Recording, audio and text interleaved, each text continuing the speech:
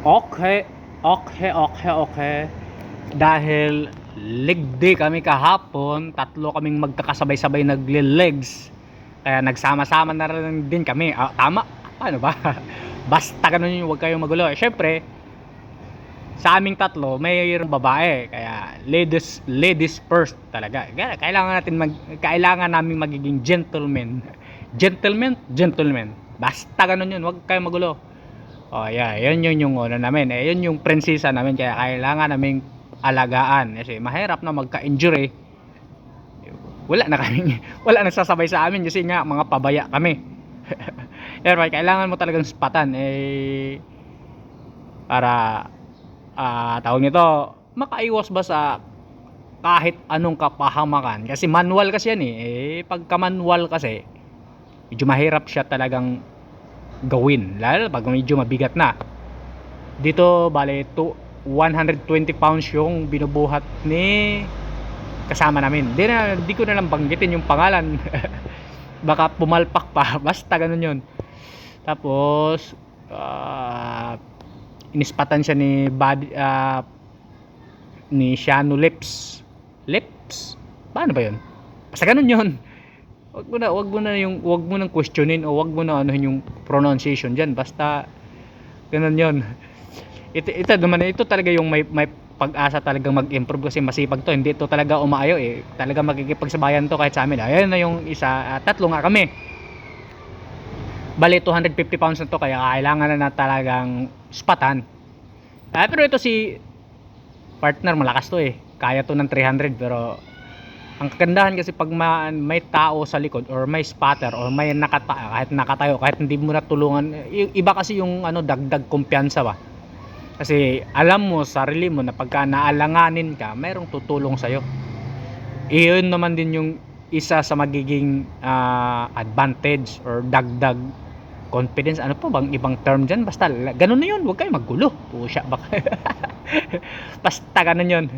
Talo nga ako dito sa akin 4 na repetition lang, sa kanya siyam or 8 or siyam, basta ganun. Matagal-tagal ko na kasi itong hindi rin binubuhat simula noong kailan ba yun? Nag hard cutting na ako hindi 2023, medyo na umiiwas na ako rito iwas ako sa 250. Pero dati nung nagbabaliking ako naka-max ako ng 300 tapos 280 kahit walang spatter, confidence pa rin kung makakaya ko. Pero nung nagka-cutting na talaga wala na. Tapos galing 2023 hanggang 2025 nagka-cutting ako, yung katawan ko talagang kumbaga lamog na ano ba. lamog na lamog.